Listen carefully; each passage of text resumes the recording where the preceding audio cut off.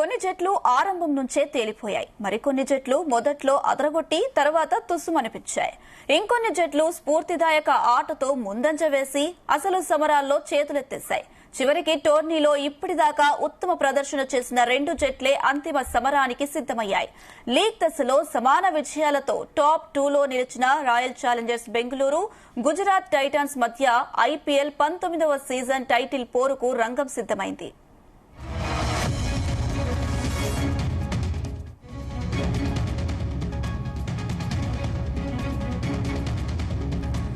ఇక 18 ఏళ్ల నిరీక్షణకు తెరదించుతూ గత ఏడాది ఐపీఎల్ ట్రోఫీ కల నెరవేర్చుకున్న ఆర్సీబీ వరుసగా రెండో టైటిల్ పట్టేయాలని పట్టుదల ప్రదర్శిస్తుంటే ఐపీఎల్లో అడుగుపెట్టిన తొలి ఏడాదే ఛాంపియన్ గా కావడమే కాక 5 ఏళ్లలో మూడో ఫైనల్ ఆడబోతున్న జీటీ కూడా రెండో కప్పుపై కన్నేసింది.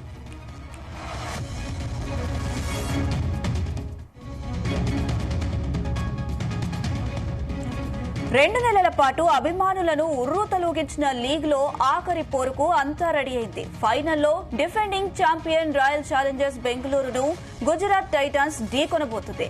తన సొంత గడ్డ అహ్మదాబాద్ లో ఆడబోతుండడం గుజరాత్ కు సానుకూల అంశం కాగా, క్వాలిఫై 1లో ఇదే పరిస్థితిని చిత్తుగా ఓడించడం బెంగళూరు ఆత్మవిశ్వాసాన్ని పెంచింది. ఈ ఐపీఎల్లో మిగతా జట్లలో పోలిస్తే గుజరాత్ ది అంత బలమైన బ్యాటింగ్ అర్థమేమిటి కాదు. ఇక ముఖ్యంగా మిడిల్ ఆర్డర్ అయితే లీగ్ లోనే అత్యంత బలహీనమని చెప్పొచ్చు. వాషింగ్టన్ సుందర్, నిషాంత్ సింధు, రాహుల్ తేవతియా, హుల్లార్డ్ 4వ స్థానం నుంచి ఇది ఆ జట్టు బ్యాటింగ్ లైనప్. అయినా సరే జీటీ ఇంత నిలకడగా ఆడి ఫైనల్ కు వచ్చిందంటే అందుకు ప్రధాన కారణం టాప్ 3 బ్యాటర్లు.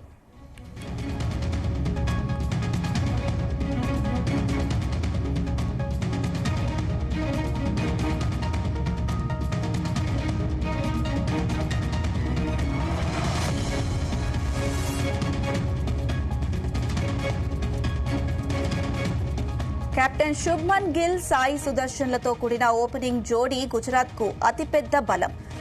క్వాలిఫైయర్ 2లో బ్యాటింగ్ కు కాస్త కష్టంగా ఉన్న పిచ్ పై 215 పరుగుల భారీ లక్ష్యం నిలిచిన గుజరాత్ ఏమాత్రం ఛేదించే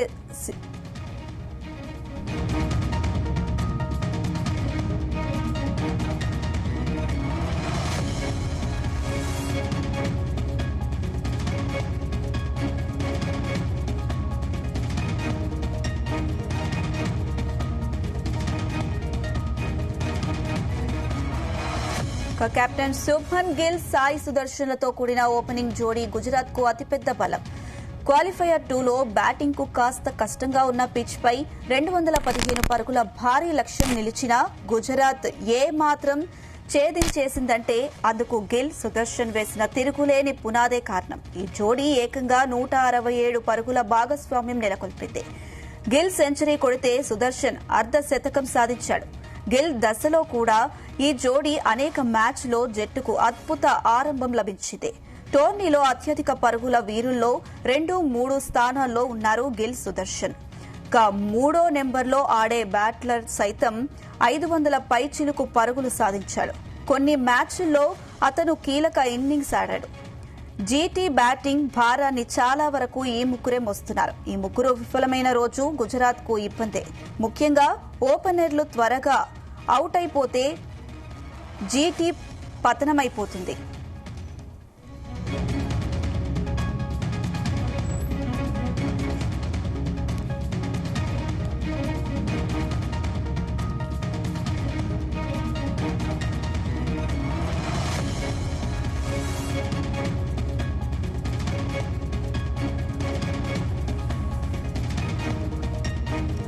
క్వాలిఫైయర్ 1లో భారీ స్కోర్ సాధించిన ఆర్సీబీ గిల్, సుదర్శన్లను ఆరంభంలోనే పెవిలియన్ చేర్చి విజయాన్ని ఖాయం చేసుకుంది.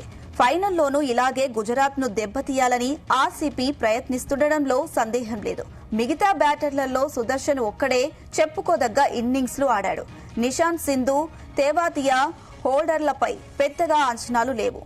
ఇక బీజీ టాప్ 3 బ్యాటర్లు విఫలమైతే మిగతా బ్యాటర్లు ఆర్డర్ ఏ మేర జట్టును నిలబెడుతుందన్నది ప్రశ్నార్థకం.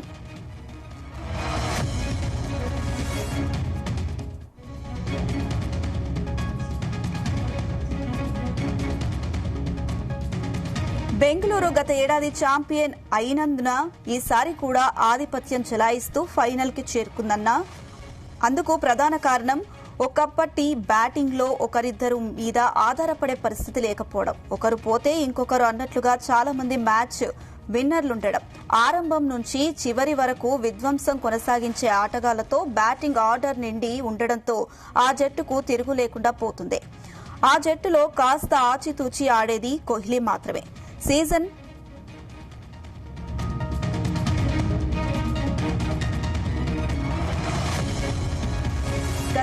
ప్రథమార్థంలో ఫీల్డ్ స్టార్ రూపంలో ఆ జట్టుకు విధ్వంసక ఓపెనర్ అందుబాటులో ఉన్నాడు. అతను గాయపడ్డాక ఆర్సీబీ కాస్త ఇబ్బంది పడ్డప్పటికీ ఆఖర్లో వెంకటేష్ అయ్యర్ రూపంలో దూకుడైన బ్యాటర్ కలిసి వచ్చాడు. మూడో స్థానంలో ఆడే దేవ్దత్ పడిక్కల్ చెలరేగి ఆడుతున్నాడు. ఇక కెప్టెన్ రజత్ పాటీదార్ ప్రశాంత్ ఇస్తూనే ప్రత్యర్థి బౌలింగ్ ను ఊచకోత కోస్తున్నాడు. ఇక క్వాలిఫైయర్ తో అతనెలా రెచ్చిపోయాడో తెలిసిందే.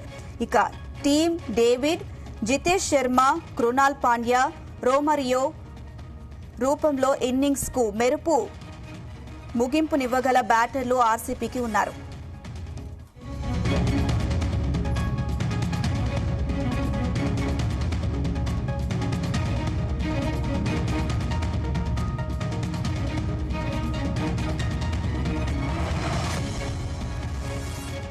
ఎక్కువ మంది హిట్టర్లు ఉండడం వల్ల ఆ జట్టు స్కోర్ వేగం ఏ దశలోనూ తగ్గలేదు.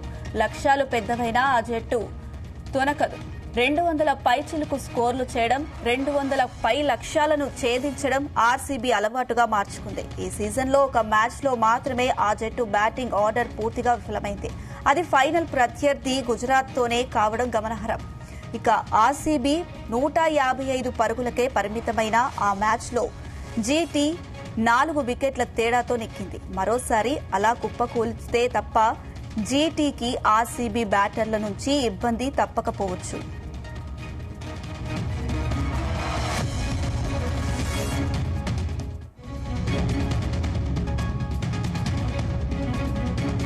వయసు పెరిగే కొద్దీ బ్యాటర్ల ఫామ్ తగ్గుతుంటుంది. మధ్యలో కోహ్లీ సైతం ఇలా ఇబ్బంది పడ్డవాడే. కానీ మళ్లీ ఫామ్ అందుకున్న కింగ్ 2 ఏళ్లుగా చెలరేగి ఆడుతున్నాడు. ఐపీఎల్లో కూడా అతను నిలకడగా రాణిస్తున్నాడు. యువ బ్యాటర్ల హవా కొనసాగుతున్న లీగ్లో బలమైన ముద్ర వేసిన సీనియర్ బ్యాటర్లలో అతను ముందున్నాడు. ఈ సీజన్లో కోహ్లీ 600 పరుగులు చేయడం విశేషం. గత ఏడాది ఫైనల్లో ఆర్సీబీ జట్టులో 43 పరుగులతో అతనే టాప్ స్కోరర్ గా నిలిచాడు. ఈ సీజన్ క్వాలిఫైయర్లో కూడా 43 పరుగుల మెరుపు ఇన్నింగ్స్ ఆడాడు. ఆర్సీబీ జట్టులో కోహ్లీ ఒక ఎండ్లో యాంకర్ పాత్ర పోషిస్తుంటే మిగతా బ్యాటర్లందరూ రెచ్చిపోయి ఆడేస్తుంటారు. అయితే ఈ సీజన్లో పరిస్థితులను బట్టి కోహ్లీ సైతం చెలరేగుతున్నాడు. వేగంగా ఆడలేనన్న విమర్శలకు చెక్ పెడుతూ 164.38 స్ట్రైక్ రేట్ నమోదు చేశాడు. పెద్ద మ్యాచ్ల్లో అంచనాలను అందుకుంటూ రాణించడం విరాట్కు అలవాటే. ఆదివారం కూడా కింగ్ తనదైన శైలిలో చెలరేగుతాడని అభిమానులు ఆశిస్తున్నారు.